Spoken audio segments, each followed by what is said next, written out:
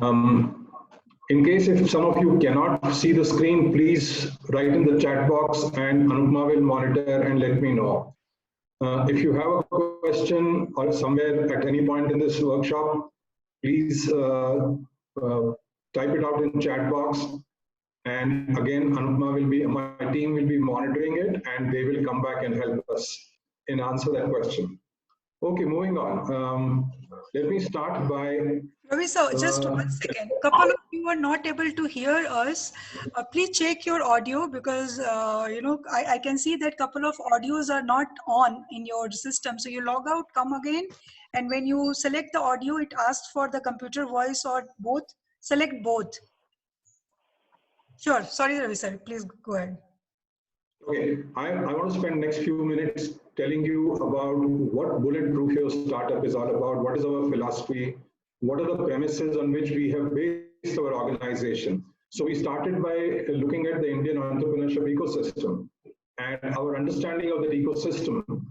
Actually, the organization was set up in September 2018 specifically to address high failure rate that has beset the startups.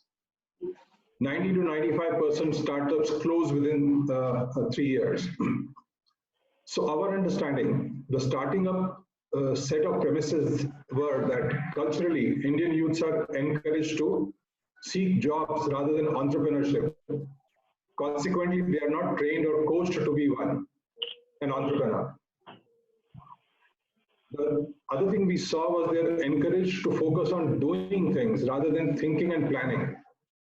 Consequently, their ability to think through things and problem solve is not developed with the entrepreneur mindset. Also, they have been encouraged to be more realistic about life rather than to be in touch with their emotions, follow their passion. Consequently, they would not risk all for following their dreams. Our understanding of the Western entrepreneurship ecosystem, liberal use of thought frameworks, business models, business tools, and coaching, very high degree of customer centricity, highly evolved communication skills and marketing capability, and youths are generally encouraged from very young age, from their childhood, to be entrepreneurs if they show inclination and initiative. The best example I have for you is a gentleman called Bill Gross, who is a very successful serial entrepreneur, billionaire, and has set up one of the most successful incubation center called the Ideas Lab. He started his entrepreneurship at an age of 12 at a bus stop selling candies, and he was funded by his father. That's an example of a supportive ecosystem. So what is our problem statement when we set up Bulletproof Your Startup? Our problem statement is, in order for the Indian startup entrepreneur to be successful, he needs to be coached using a combination of thought and business frameworks to help him strategize and then create, execute, review, and refine his operations plan in a structured manner that covers his complete journey, from the time he gets an idea till he creates a growing company. What is our solution? We have created a 5 Cosms journey business evolution framework that leverages well-established international as well as proprietary business frameworks to help the entrepreneur convert his idea into a successful company. And this is the 5 Cosms framework. The 5 Cosms really are challenges of customer development, challenges of finding the right product go-to-market fit, challenges of discovering business model, challenges of building a really strong go-to-market strategy, and then challenges of growth. Startups fail at all these stages.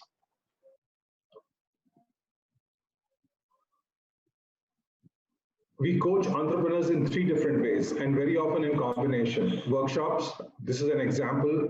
Close to 3,000 entrepreneurs have attended our workshops. One-on-one coach insight, close to 300 entrepreneurs have attended coach insights. And end-to-end deep coaching. We worked very deeply, very closely with 25 startups.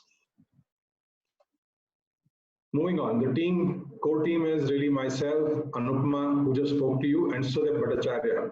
I'm not going to spend time on giving you our background. I'm just going to quickly skip that and move to our objectives for these workshops. Our objectives to combat the fallout of COVID-19 is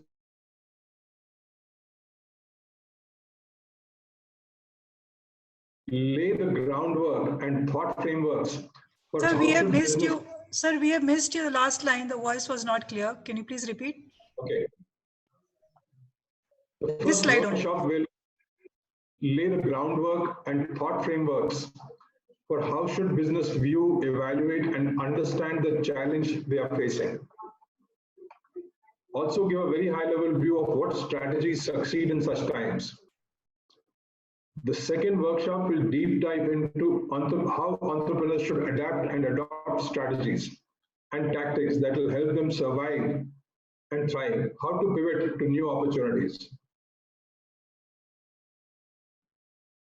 The third workshop will deep dive into what opportunities the current crisis is throwing up and how best to adapt your strategies and adopt these opportunities. Fourth workshop will deep dive into how should the org structure change to be successful. And these workshops are going to happen on Saturday, same time. If you find value today in the workshop, please share and invite all your friends and connect to join you. We want as many people to benefit from this as we can make possible. Because these are very challenging times and people are not getting very structured advice. Okay, what will we cover in this workshop? The first thing that we'll cover is what can we learn from history? What has happened in the past that can be a lesson for us? The second thing we'll go into is what will really change for businesses? What will you have to do differently? Third, what will you need to do right away? You are the captain of the ship. How will you build a short-term and a long-term plan? And what survival strategies have successful businesses applied earlier when such situations have occurred? How many of you have seen a black swan? What would you say the possibility of seeing a black swan is zero? You can never say it's zero because a black swan was last seen in Russia in 1935, and you could see it again. So what is a black swan event? What we are facing is a black swan, what is known as a black swan event, an event that comes as a surprise, has a major effect on our lives, and is often inappropriately rationalized. After the fact, with benefit of hindsight, we heard all kinds of things. Oh, this was a virus that went out of control in China. Oh, somebody has deliberately released this virus. All these rationalizations are pointless. They just waste your time and keep you away from focusing on what is important. These are disruptive events that change the course of life, human history, and humans end up doing things in a different manner than earlier. I think that is the critical part to remember. And coronavirus and this lockdown is a black swan event.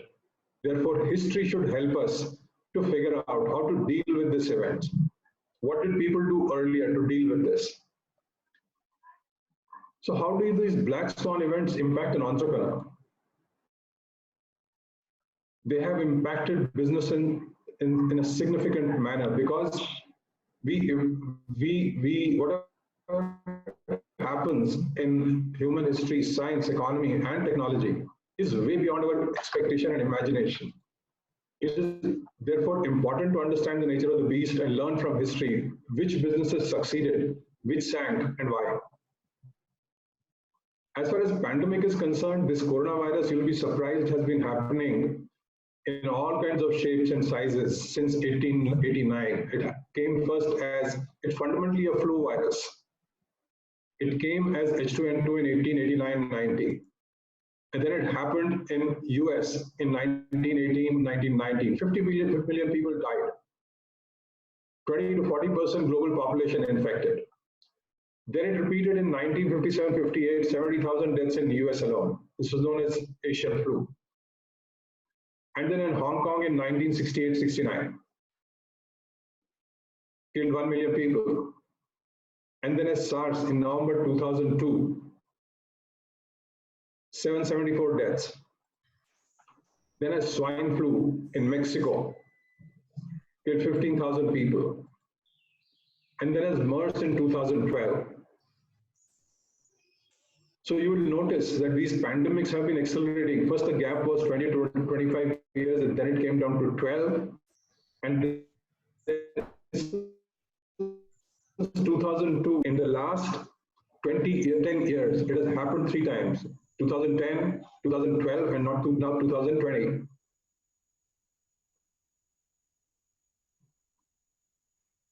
So it would help us today to examine how have these pandemics affected businesses over history.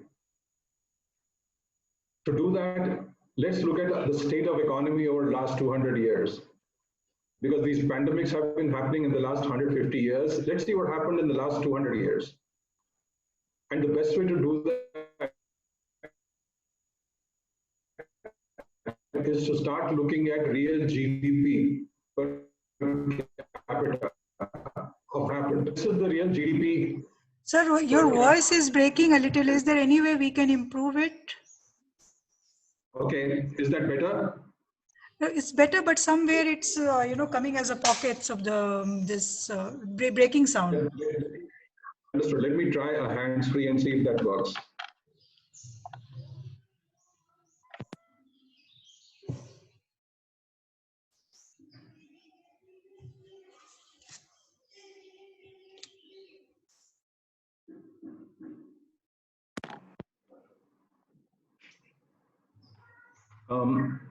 Anupma, what I can do is connect on my phone and then talk to in my phone. It's much better. Right now, it's much better, sir. Okay, then it's the network. Probably network is going up and down. Anyway, Sure. the point here is that if you look at the real GDP from 1000 CE till about 2000 CE, for the first 800 years, it remained pretty much flat. It grew 3 times. But in the last 200 years, it skyrocketed. It's grown 33 times. So what is happening? Pandemics have been happening in last 200 years, and yet the GDP has grown 33 times. 8 pandemics since 1890. And since 1780, the world economy has just been growing, taking off like a rocket. It looks like the pandemics really did not make a difference. Something else was happening. So what drove this growth? How was it achieved? Let's kind of spend some time and look at that. 1775, first steam engine is invented. 1785, first power loom. 1801, first steam locomotive. 1828, first hot blast furnace. 1830, first intercity steam transport. Your first industrial revolution. And these were all startups that created disruptive innovations in true sense. And this is why the economy kept growing. The pandemics could not stop it. Look at how economy changed.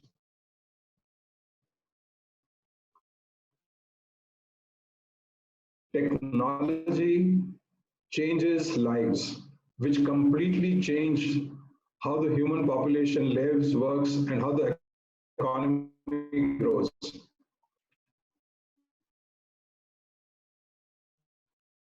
So our first thought should go to what can technology. Your voice is not coming. Okay. What about this? It was much better. It is much better. Okay, I'm just coming closer to the mic and I hope it will work. Do you want me to repeat this last 2 slides? I'm going to go back. Yes, people are saying yes. Okay, so these were all technology-driven black swans, and these companies were all startups. And they created disruptive innovations in true sense, which caused the GDP to just start climbing like a rocket. The pandemics could not stop this. That is the fundamental takeaway from the first industrial revolution. What did they really change? They changed manufacturing technology, energy generation, and transportation. Entrepreneurs who leveraged emerging technologies of those times set up businesses that continued to survive for 100 to 200 years. For example, companies that manufactured the first steam railway engine that was established in 1823 was known as English Electric. A lot of you guys would have probably heard of this company, use their switch gears. This company was existing independently till 1967 and finally merged with GEC. Technology is the differentiator. Conclusion, businesses that continue to adopt new and emerging technologies survive for centuries. No pandemic or black swan will ever stop them. What happened after that? The first DC motor comes out in 1866. Werner von Siemens designs it. You know the company that he set up today as Siemens. The company still exists after close to 150 years. 1867, the first moving assembly line was set up for meat processing. 1879, the first electric bulb. You know this company as GE today, set up by Edison. The first electric tramway comes out in 1881, again a Siemens company. The first automobile comes out in 1830. You know this company as Mercedes today. 1913, first moving assembly line for automobiles gets created. You know this company as Ford today. And none of these pandemics could affect the growth. Economy just kept rising. And this is your second industrial revolution. So what happened? What changed? Innovation and disruption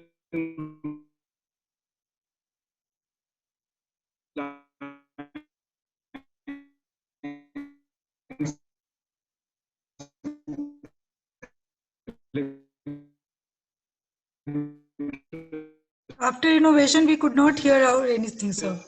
And radio transmission. Sir, after innovation, we could not hear out anything. New technologies, innovation in production. Sir, we are not able to hear you. New technologies, innovation in.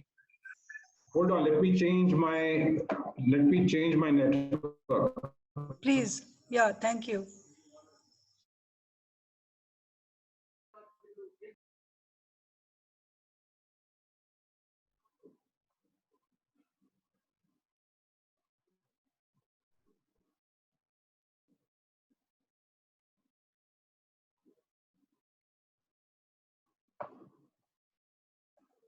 Hello, can you hear me? Yes, it's better. Hello? Yeah, it's better. We want you to repeat the current slide from starting, sir. Okay.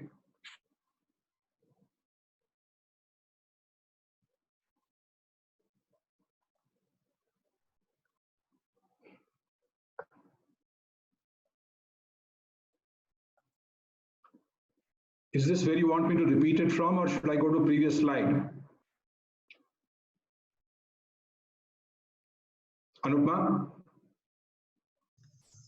I'm waiting for them. I guess the previous slide was clear. This slide should be after second revolution. The slide after second revolution.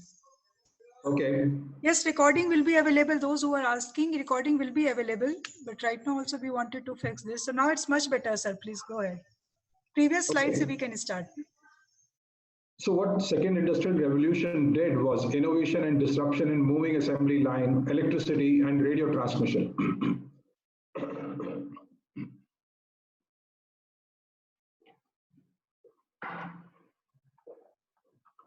So businesses that continue to adopt new technologies, innovation in production, electricity and radio transmission continue to flourish and survive. for 100 to 150 years, and some of them are now giants. Are also not generating any work. Sorry? Did someone say something? Okay. Some of the companies which were set up during Second Industrial Revolution that still continue to thrive. Conclusion, businesses that continue In an to office adopt... environment. Sorry? Did somebody have a question? Conclusion, businesses that continue to adopt new technologies, modernize production, survive and flourish for centuries. No black swan can ever stop them. The third industrial revolution, the digital revolution. This is where it just keeps going on and on and on. Innovations keep happening. All the innovations that you see in red fundamentally change how we manufacture. With your entire staff, tell them that what is happening right now, something called work from. Sorry, sir. Somebody got. Please go ahead. I muted them. Okay. If he has a question, he can type it and we can answer that. I think he wants to move on fast, but this context is necessary. Ma'am, by default, can you? Could you please type your question because we can't hear you? So world over production methodologies have kept evolving. However, Indian industry has not really kept pace. And this is where you have an opportunity because a lot of industries will change the way they produce goods. And there is a huge opportunity for you to apply technology to address current production methodologies. So innovation and disruption happened in systems, process, automation, and digitization during this phase. Conclusion, businesses that have leveraged systems as processes, automation, and digitization continue to survive and thrive. But businesses that did not adopt and adapt have shut down because the speed of change will be impossible to manage without adapting to these changes. And then financial black swans have happened. I will rapidly skip through this, but in the last 20 years, we have had 8 financial black swans, and yet the world GDP has gone to 11,312, grown by 1,300 in the last 20 years. So black swan events have been happening regularly. They are not unprecedented, and their impact is predictable. Some really bad pandemics have caused human misery and death, others killing off weak and poorly managed companies. What they do is radically change how we live our lives, and that is where the focus should be. How are lives going to change? As will the current crisis change the way we live our lives? And there is only one certainty in life, that is ever accelerating change. So we need to get ready for that. In Darwin's words, it is not the strongest of the species that survives. It is the one that is most adaptable to change that will survive. So confronted by recession, most entrepreneurs will try to reduce operating costs, shrink discretionary expenditures, eliminate frills, rationalize business portfolios, lower headcount, preserve cash, postpone expenses, postpone making fresh investments in R&D, postpone developing new business, postpone buying assets. Recession is the new reality, or is it? That's the question we have to ask. So immediate tasks for any business leader, what should he focus on? He needs to separate predictable events from unpredictable, because you cannot manage the unpredictable, and we'll be talking about what is unpredictable and predictable. So you need to move past the unpredictable, focus on the predictable events. Think cash flows and generate cash, forget profits. Profit should not be your focus right now. Dig deep to find your empathy reserves because you're going to need it. Tighten budgets, but do not burn bridges with employees or with customers, partners, landlords, or vendors. Start with fixed expenses and postpone what you can. Cut only what you absolutely need to, and eliminate that which will not affect your business post this crisis. So don't go about blindly cutting expenses. This is your day job, so focus on this. First job of the leader is to deal with what is predictable. He has to sustain and channel energy in the right direction, because it is your energy that will keep your employees, your vendors, your partners, your customers aligned with you. This crisis has dissipated everybody's energies. People don't know what to do. Therefore, you will have to build a highly empathetic environment. You will have to step into people's shoes and figure out how is this affecting their lives. This is your first and foremost job. You then need to build clarity about how are you going to survive, and the focus has to be cash, not profit. How will you create and preserve cash so that you can continue to survive? Forget about profits. What is going to be your long game? Maintain a balance between survival and the long game. Just don't focus on survival. Thinking long game is also necessary, and we'll be going deeper into how will you think about your long game. Establish a rhythm. We were all used to a lifestyle of a working style of going to meetings, coming to office, going to meet customers, holding team meetings in our conference rooms. All that is gone. People have lost their rhythm. You will need to build a rhythm back very quickly and build it online, because you do not know when will you actually get to spend time with people face to face. This is your day job, so focus on this.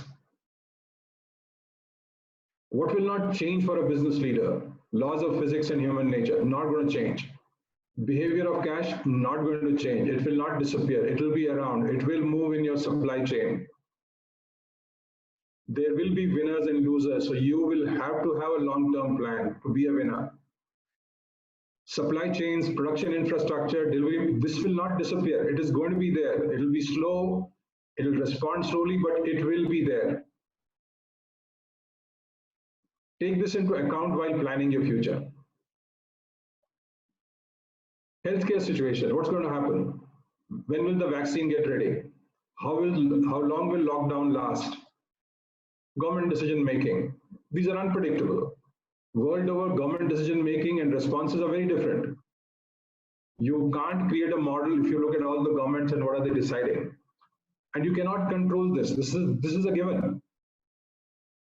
This is not your day job, so do not focus on this. Please get away from reading all those forwards about coronavirus and who's doing what and where is it spreading. It is just wasting your time.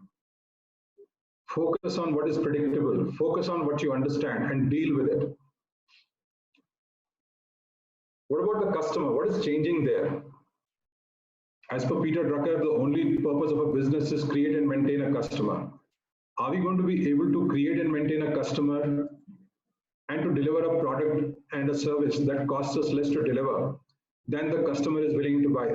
This is a question you will have to ask every day from everybody around you and from yourself, because this is going to change in a very fundamental manner. Finding, creating, and maintaining the customer is your day job. You must understand how will customer behavior change. Will he continue to buy your products, buy more, buy less? Find an answer to this question.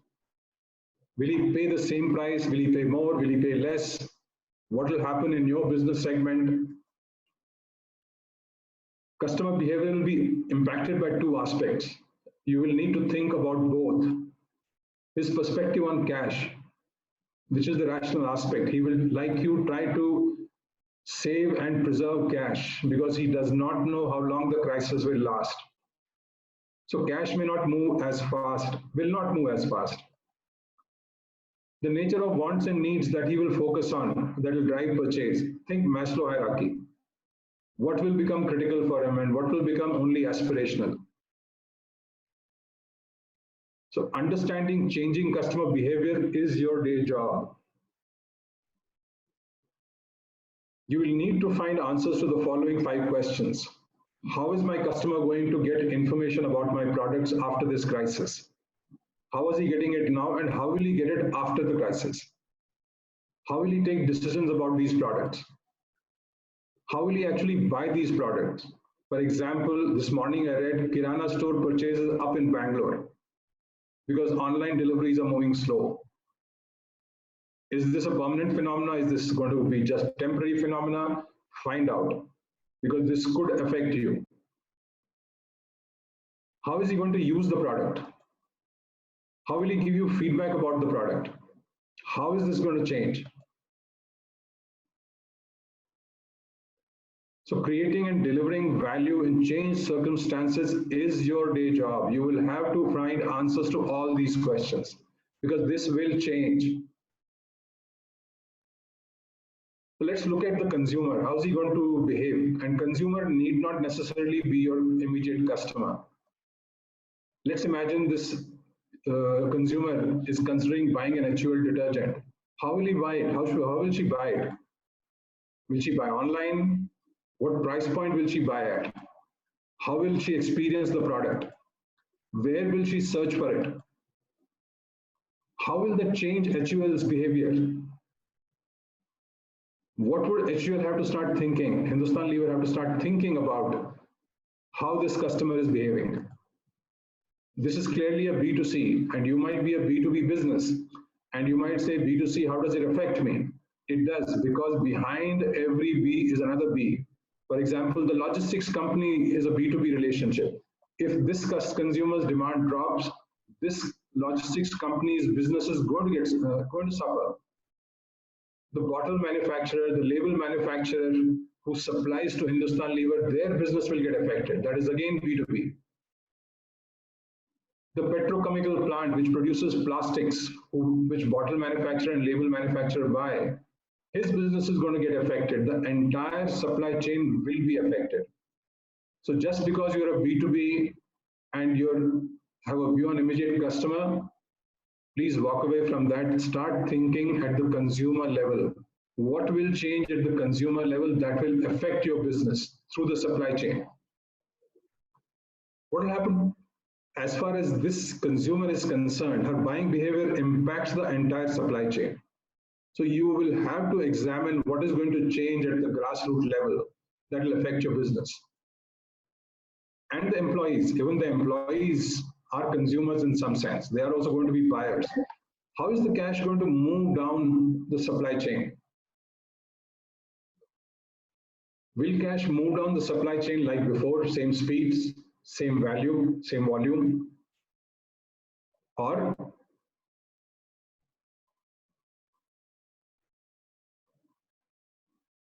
will it really slow down?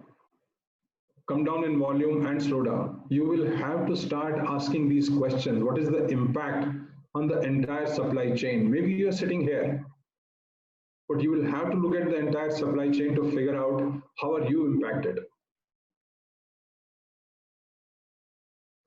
So understanding changing consumer behavior is your day job. You will have to start doing this right away. So how are people's lives changing in this crisis? So here is what is happening. They are working from home, conducting meetings, closing businesses. They're saving cash. They're spending more time online. They're learning new things online. They're buying and paying more online. They're spending more family time, maybe alone. And he's working, meeting, transacting, entertaining himself more and more online. He's probably wondering whether he will still be in a business or will have a job. Hello? So the workforce will change because people will change. And this is going to happen slowly. You will start seeing more of the net generation, people working more and more online. You're going to see 24/7 mobile workforces.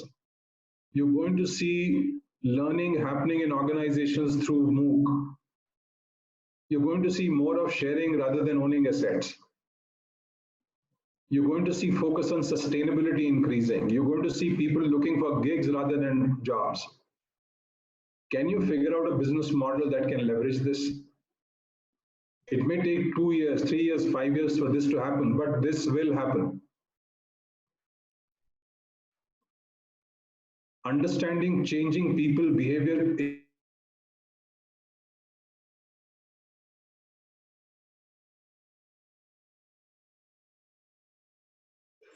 is given that these changes are happening. So here's what will happen. Digitization and integration of value chains, which means right from the supply chain that we discussed, right from where the raw material is getting manufactured till it reaches the consumer. There will be integration at CRM level, ERP level, manufacturing automation systems level, vendor management level. This will happen because improving operational efficiency is no longer an alternative. Organizations will have to focus on operations efficiency and bring in digitization at all levels. The next thing that's going to happen is digitization of products and services, service offerings. You have to start thinking about this because this is what will cut flab out of your entire value chain delivery system. And it will make you more efficient and fast. Digital business models and customer access is again something that you'll have to think of. What I mean by digital business models is business models that are completely driven by digitization. And digital customer access, that is, customers are connecting with you more and more through online automated self-service systems. This is where the focus is not really there in enterprises, and this will have to come. And there are various technologies that are there already, which actually will help you do this. Multi-level customer interaction profiling, big data analytics, smart sensors, 3D printing, authentication and fraud detection. Work is happening in all this, and you will need all this. This is Industry 4.0, your fourth technology revolution. History has shown us that companies which have adopted emerging technologies and changed their manufacturing processes and delivery processes have survived. Therefore, there is no choice but to adopt and adapt the new technologies to change your business model. I think this is one key aspect you should start working on right from now. How will you adopt emerging technologies to change your business model, to change how you create and deliver value? And thinking like a startup and leveraging tech to improve operations is your day job. You can no longer, this message is especially for SME sector, you can no longer be working the way you've been working. You will have to bring in the startup mentality to your business. Here's what is already happening in the world of finance, because finance is also changing. How money is going to be available to you, how cash is going to be available to you will change.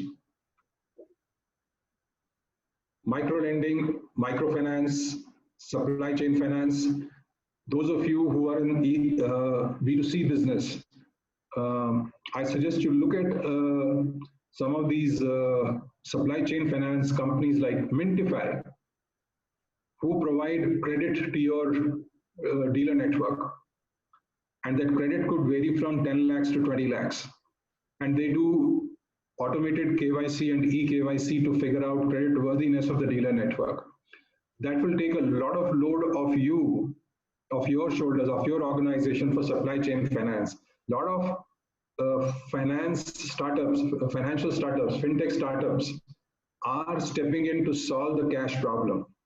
So please keep your eye open in these areas. A lot will happen here, and money will be available to you from absolutely new and novel manner. Cryptocurrencies will become focused. Blockchain focus will increase. Mobile money payments have gone up, they will keep going up. Machine to machine payments are going to become more and more popular. E-coupons are going to become very popular. So imagine the supply chain that we saw when a consumer buys an HLL product, Hindustan Lever's product, could actually Hindustan Unilever give coupons which travel down the supply chain and ultimately end up with the employees of various people who are supplying goods. And those e-coupons can then be cashed for any product or service. It's going to happen. So you will really have to start thinking in very novel manner, which addresses lack of cash in hand. Open source is going to become bigger and bigger because as digitization of the entire value chain happens, the customer management happens.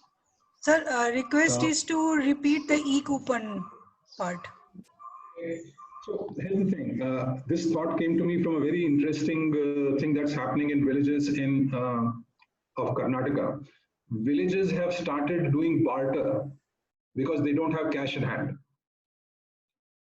And since cash and the only way you can create credit, longer credit cycles without actually dealing in cash is to move e-coupons, which can be cashed later. After all, if let's say some B2B company which is supplying to Hindustan Levers does this at produces item for 100 rupees, it actually costs them to 60 rupees to manufacture that item. So Hindustan Lever could actually pay him 60% through e-coupons, which are tradable, it's like a cryptocurrency. It is actually a cryptocurrency. I'm just calling it e-coupon. And it travels down the chain. And Hindustan Lever could work with the retail networks to actually help you pay for Hindustan Lever products through e-coupons. No cash is required.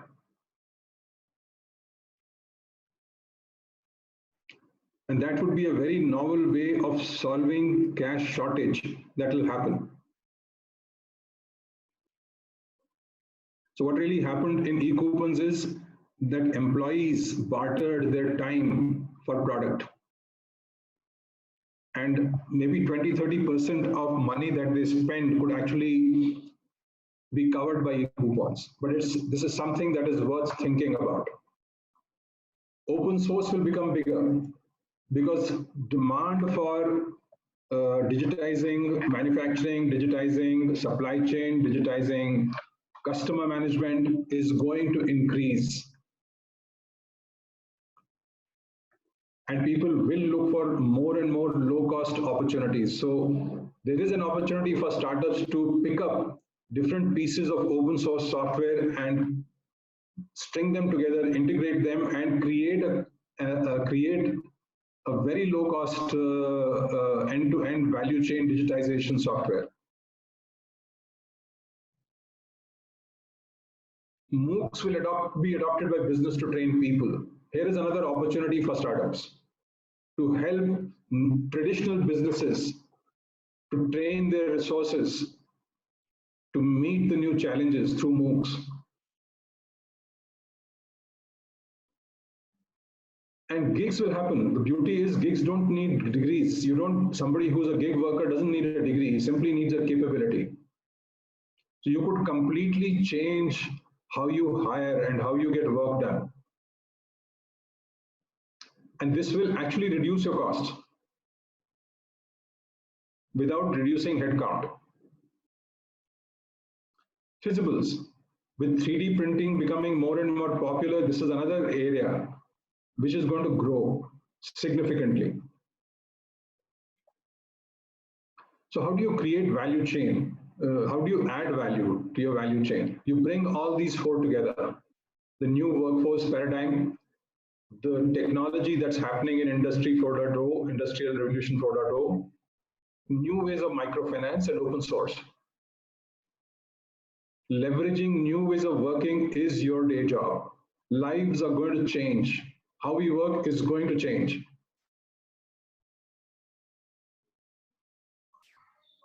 Sir, Payal is asking what is Feasibles? Feasibles are basically software files which are uploaded onto cloud, and you can download it to a 3D printer, and 3D printer will print out an object. So you really don't have to ship anything. And if you, let's say, if you are somebody who makes small quantities of a product, you can actually just upload the software copy of your product, and then have, just like you have today a franchise network of printing shops. Imagine if those printing shops also had 3D printers, and you wanted to buy a specific product. Just go to the 3D printing shop, download the feasible file, pay for it, and make the product. It's going to happen. Another 5 to 10 years, you're going to see this business grow. Okay. So what are the areas that you will have to work on? Integrated customer interaction system. You will need to work on this in your business. You will need to integrate all this. How do you interact with, where do you interact with the customer? It will have to be, as far as customer is concerned, you should have one single interface. And it should be transparent, whether a service center deals with him or a customer service person deals with him, or he gets an automated computer response, or a physical store actually then connects with him. You will have, and this is happening today. It is not way out in the future. If you look at the CRM capabilities of some of the really better software, you'll be amazed at what all you can do with one single software. And this will cut down your cost phenomenally. Connecting supply chain. So here is a model we have made with basically new age apparel production control. It connects the vendors electronically, it contains the logistics company electronically, its factory is completely connected to its ERP or manufacturing automation systems. Customers are connected electronically. Logistics company who deliver are connected electronically. This is where you'll have to go. This is what you'll have to start thinking about. So when you do these two things, create a unified customer experience.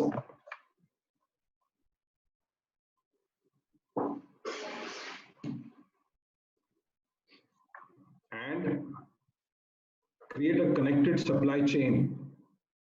You would have created end-to-end integrated value creation capability. Whether you provide solutions or you apply this to your own organizations, for both companies, there is tremendous opportunity available. Sir, Gagan has one question here. That sir, do you think the way employers recruit employees will change? Will platforms such as Naukri.com and Monster.com will become incompetent? I think so, because what's going to happen is, see, jobs are going to become scarcer. So here's the thing, today when you take a contract employee, you automatically are ready to pay him 25%, 30% more, because you know that he comes in only for a short period. So a gig worker who comes in for a specific gig might take a higher per day money from you. But your overall cost, you don't have to carry the employee for the entire year. He comes in, he does what you wanted him to do, and he moves out. And there a lot of new generation workers don't want to be tied down into jobs. So I guess organizations like Naukri.com and Monster will probably also start carrying gig opportunities on their platforms, or they'll create an alternate platform which offers gig opportunities. But gig is going to happen. Gig is the new reality.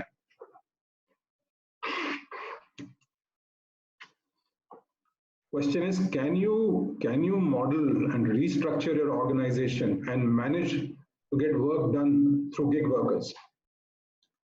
Which means you will have to do a lot of digitization within the organization so that jobs are clearly defined, outcomes are clearly defined, outcomes can be clearly measured. You can no longer throw people at problem.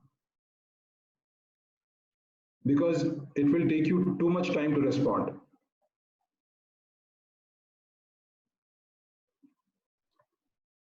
Future is digitization.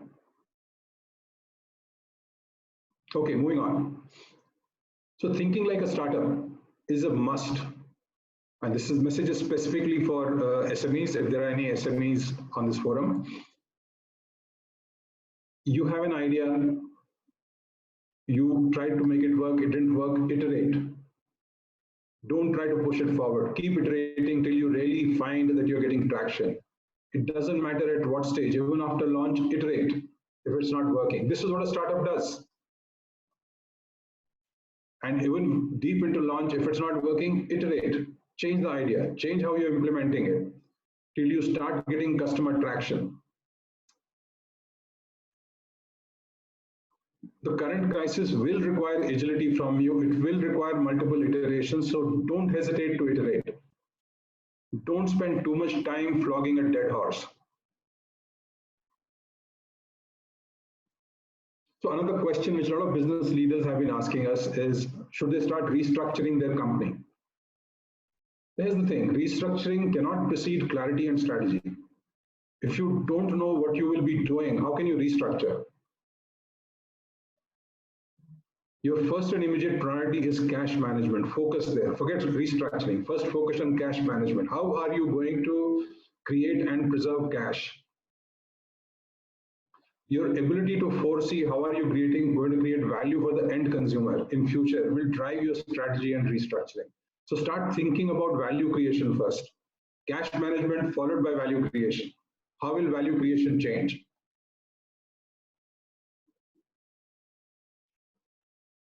So what should a business leader do to sum up? Create energy, clarity, and rhythm.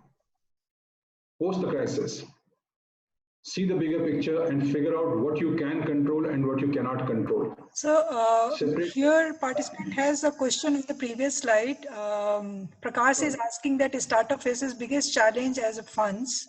So how to manage that funds? Rajur also wanted to see the previous slide. The previous one, sir.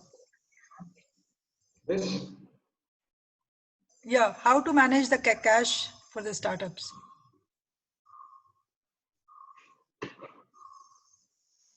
So first of all, I'll go to a slide previous to this also. Hang on, I think this slide is critical. Okay. I think Prakash, the first and foremost thing is, can you create the energy that keeps your team together? That they understand what the challenge is and they see that you are concerned and you're genuinely concerned, and they understand that everybody will have to adjust to ensure that the organization will continue. And I'm just going to take one example, and it need not apply to all of you. It's only an example. So for example, the first thing that you will want to do is, what are the fixed expenses that you can postpone? So for example, if you have a loan, you have an EMI, or your employees have an EMI, go talk to the banks, go for yourself, for your organization, for employees, and help renegotiate EMIs. Today, banks are ready to listen to that because EMI is the biggest pressure on your employees and yourself. Second, how do you survive day to day? How does your employee survive day to day? Can you organize food for them, meals for them within the company? Once you open up, can you organize meals within the company at a far less cost, both lunch and dinner, than what they probably would spend? And I'm only giving this as suggestions to you. It need not be the right one for all of you, but for some it might make sense. What are the pains your employees undergoing that you can take off, that you can help together as a team reduce? Because you have to build that spirit of being in it together. You'll also have to build absolute clarity about and transparency about what is your short-term plan, what is your long-term plan.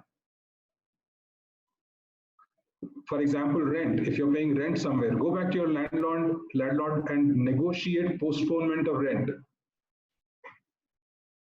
Believe me, people will listen.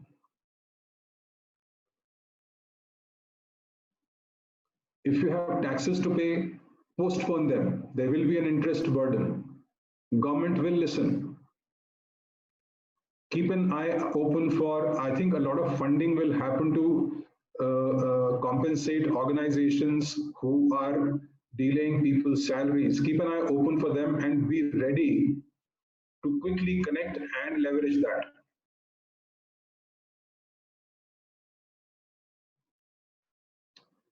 Food might be grains and other resources government might make it, because government is doing a lot of procurement from farmers today because farmers can't sell all their stock. So government might start distributing food. Figure out how will you align with what the government is going to do as far as food distribution is concerned. So there are a lot of things. I don't think there is any one straight answer to this, but as far as costs are concerned, figure out what you can postpone, figure out what you can delay, figure out what you will have to complete, what you can completely eliminate. Something that you, for example, if you're driving cars, get out of it, don't drive cars. Reduce that expense. Take a bus, take a three-wheeler. Share assets. Start doing carpooling. Use Zoom. Cut expenses wherever you can. So Prakash, no one standard answer, but you will have to have a reduce, postpone, and cut strategy, which will be very unique to you, but there are options available to you. As far as financing is concerned, if your company needs cash, look at what some of these NBFCs are going to do. Microfinancing is an option. Small loans is going to become a stronger option. Today, getting a loan of 10 to 15 lakhs is a possibility. If you are doing something that is an essential service, if you're in manufacturing business, SIDBI is giving a 50 lakh loan today at 5% interest without any collateral. So these financial solutions will keep emerging. Please keep your eyes open and stay in touch with what's happening. It is not in the government's interest to let businesses shut down. So these problems will be addressed. Hope that answers your question, Prakash. Okay, moving on to this further in this slide. We were actually here. Very important. Recognize the forces that impact the consumer and understand the whole supply chain that leads to the consumer. You may not be in B2C business, but your product or service will affect somebody up the supply chain, which ultimately depends on a consumer. So understand the complete value chain end to end. Foresee how your customer will change his or her behavior because of this consumer. Come up with a business model that will add value in this new scenario. And that is, the root is digitization. You will have no choice. So this also means, because most startups are so preoccupied with surviving on a day-to-day basis, they don't give any attention to systems, process, automation, digitization. They postpone that. You'll have to rethink. You have time now, before the lockdown. Start looking at these softwares and tools which you can start using in your business and reducing your operating cost, improving your operations efficiency. Digitize the whole supply chain to align with that scenario. Completely align with the changed way consumers will buy, select, and get your product or service. Align your business model with the new ways the customer will want to engage with your company. This is the entire CRM piece which you will have to start thinking about.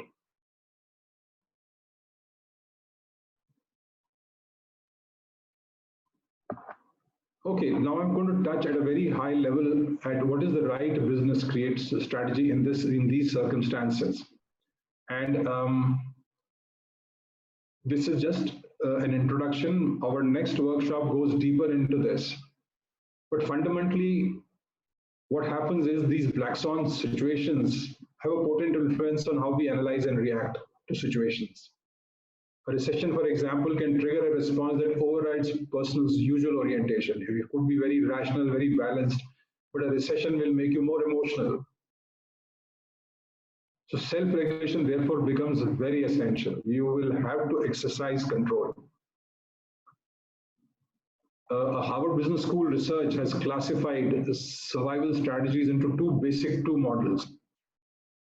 Achievement focused, which is aggressive strategy, driven most by goals such as achievement, advancement, and growth, motivated by ideas and aspirations that provide pleasure if realized and disappointment if not. Prevention focused, concerned mainly with safety, security, and responsibility. Strive to avoid bad outcomes, experiencing relief. If they succeed, pain if they be. You will not be able to avoid bad outcomes. So here are the 4 possible strategies that this research has shown. Prevention-focused companies primarily make defensive moves, more concerned than their rivals, but fundamentally defensive, avoiding losses and minimizing downside risks.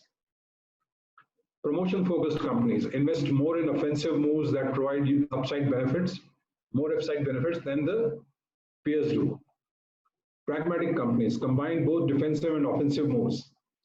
Progressive companies deploy the optimal combination of defense and offense. Here's the interesting part. So the research surveyed that these strategies, companies that follow these strategies, how many of them, what percentage of those companies outperformed their rivals by 10% or more on both top line and bottom line. So in case of prevention-focused companies, 21% outperformed their rivals who did not follow this strategy. Promotion-focused, 26% outperformed their rivals. Pragmatic companies, 29%. But progressive companies, 37% companies outperformed. So, and this is what we are also recommending, that your strategy has to be a pragmatic, an optimal combination of both defensive strategies and offensive strategies. Is there a question? Okay. So this workshop stops here. This was my last slide. There will be a follow-up workshop next Saturday where we will deep dive into how do you perform these strategies, what specific actions do you take, with some examples. We can take questions now. Santosh is asking a few examples for progressive company. That's a long discussion. Can we pend it for next workshop, because I will need to get into another meeting in the next 5 minutes. We can have a question answer session now if anyone. Prabhu, you were pinging. Yeah, Prabhu, go ahead. And people can, and guys, you can also post questions separately to Anupma. We will try and answer you guys on one-on-one basis later. Hello. Yeah. Can you hear me, Mr. Sanjay? Yes, Prabhu. I can just. Yeah. See, this is Prabhu from a founder of a company called fresh2cook.in. Okay. Now I've just started my ventures around 20 days back. Unfortunately, this virus scare has come. Now I'm rethinking the other way to restart it after the lockdown period. Now, what is my question is, what is the scenario for agri-based startup after the lockdown, and what do you think of the supply chain management in agri after the lockdown?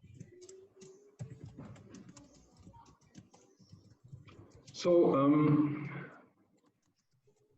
this actually will need a lot more answering, but my sense is that and we are already seeing some signs of it, that there are a lot of startups who are actually now creating their own supply chain, connecting to farmers, and the whole farm to table supply chain will actually undergo a revolution is our sense, and I think it's a great place to create a business in today.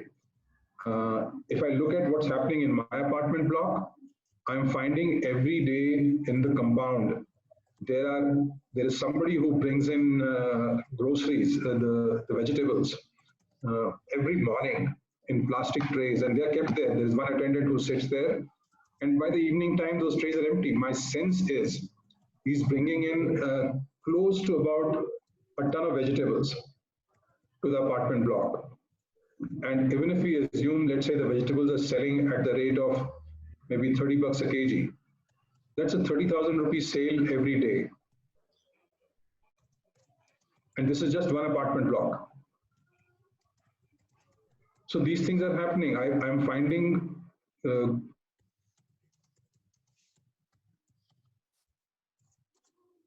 mostly the shelves are empty. So I believe there's a great opportunity in this area, and there will also be an opportunity to work with the government and create distribution networks, because government is picking up a lot of stock, and I'm not really certain how are they going to make that available outside the PDS. Does that answer your question? Yeah, it's fantastic, Sanjay. I think it was one of the best, what do you call, webinar or Zoom I have attended for the last 10 days. I think you should conduct more of these kind of thing for upcoming startup and founders. Thank you, Sanjay. Thank you very much. Ravi sir, I have a question. Yeah. Sir, what's your words for startups? I'm sorry, come again? Startups, for startups, give some suggestions in this downtrend. The third workshop that we'll do will be specifically on what are the opportunities this crisis is going to bring out, and you guys can tune into that and see what's happening. Great. I have a quick question. What are the kind of expenses which are going to vanish now? Like suppose I have to make a plan, business projection for 3 years. So there will be no rent, there will be less travel, there will be no power. So what are the new expenses and what are the previous expenses vanish? So, so my sense is leisure and travel is going to go down. No, the expenses of a startup while making a business plan projection. Got it. I think so. At a very high level, and and please understand, this is a very general answer to a very general question. So please don't take it as gospel. But my sense is that you will have to start seeing how will you move your business, your conversations, your customer interactions online. If you're a B2B, you'll have to start figuring that out. Because I think it'll take some time for people to get used to having face-to-face meetings, meeting in person, being able to travel to office regularly. This is going to change. So my first focus would be digitization of my operations. What can I actually start automating and digitizing that will help me reduce my dependence on people? Ravi sir, here Rishabh has a question since long. He's saying this looks like a theory. How to implement it in a practical way? I guess that's a one-on-one conversation. It's going to be very difficult for us to talk to some 70, 80 people and create a there is no general template. I don't think the current situation is such that, there can be a general template which people can pick up. We'll have to talk to you one-on-one, look at your specific situation, and then help you create a practical, a meaningful plan for you. Hi, sorry, Ravi, I just Hello. Sanjay. Go ahead. Hello, sir. What will be the psychology of the people after this pandemic gets over? How it will change the business and the emotional values? I understand. So first of all, there's going to be a lot of, so as I mentioned earlier, it's going to be about creating energy, creating empathy, creating alignment. And people are going to be lost if the business leader does not spend really a lot of time keeping people together, keeping them motivated, building energy, showing them being transparent, showing them long-term and short-term, what is he going to do. It's going to be very difficult for him to keep his people enthused. The second thing that's going to happen is individuals are going to go defensive on cash. They're going to be very, very worried. So they are going to cut down on what they think. They're going to redefine their expense category. Some of the things that they thought essential, they will relook, and they may become non-essential, and they will cut down. So my sense Okay, thank is, you, sir. Okay, great. Okay, one more thing. Do you think the business like health and fitness will be the right kind of business we should think of now? I think online business, health and fitness will rise. Gym-driven may not rise. Sustainability will rise. Okay, sir. Thank you so much. Guys, I have to step out for another meeting now. So if you can just mail these questions to Anupma, we will be happy to answer those for you. Yes, thank you so much, Ravi sir. Thank you for your time. My pleasure. Yeah, the other people, those who have already registered, we have your mail ID. We'll be sending you the recording, and recording will have a presentation along with that. Those who have not registered, I am sharing. I have already shared. Again, will share my phone number on that WhatsApp. Please send me. Only those people send me a message just saying hi. That I had not registered and just joined this webinar. So I need your email ID only, otherwise other people email ID we have, we will be sending you in another 1 hour. It takes time to save the recording. And we will be sending you one link where you can send the review as well as drop your questions. That will be on a Facebook or BYS page. Ravi sir will make sure that Ravi sir answers all of your questions there. All right, so that each one of us can get benefit of it. Thank you so much. Yeah, my number again I am publishing here. Thank you. My number again I am publishing. Those who have not registered and directly joined the meeting, please send me, because a couple of you are with the phone name iPhone, Vivo and few numbers. Please drop me your name that you have joined in the workshop today. That will be great for me. Yeah, thank you so much. Have a nice day. I'm sure couple of question is not answered. Believe me, we had so much of content that could not put it into one session. So we will be doing it in 4 sessions. All of them will be free. I will be letting you know when is the next session. So please follow us on Facebook. We will be keep updating there. Please send your phone number. My phone number again, I send it. I'll tell it again here. 988. 988 6102 988 61 02 02 380. 380. I'll repeat it. 988 61 02 380. Yes. Thank you, Anupama. Thank you very much. Thank you all of you. Have a nice day. Thank I'm you. ending the meeting here. Thank you.